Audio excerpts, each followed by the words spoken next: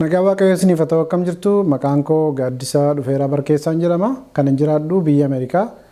isteeta Minnesota magaalaa Andover jedhamu keessan jiraadha guyyaa har'aa hoduu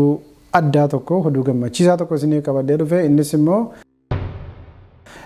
State House Representative ta'ee kaadhimamaa ta'ee dhiyaadheen jira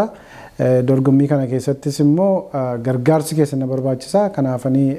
gargaarsa keessaniin kaampeenii keenya kana akka cimsitaniif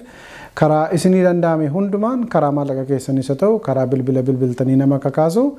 achumaan illee volunteer gochuudhaan wantoota adda addaa dhimma kana barbaachisan hundumaa keessatti qooda akka fudhattan isin affeeruun barbaada.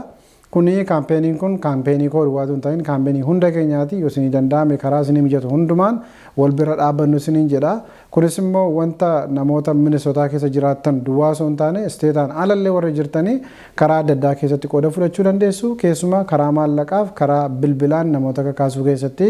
qooda fudhachuu dandeessu.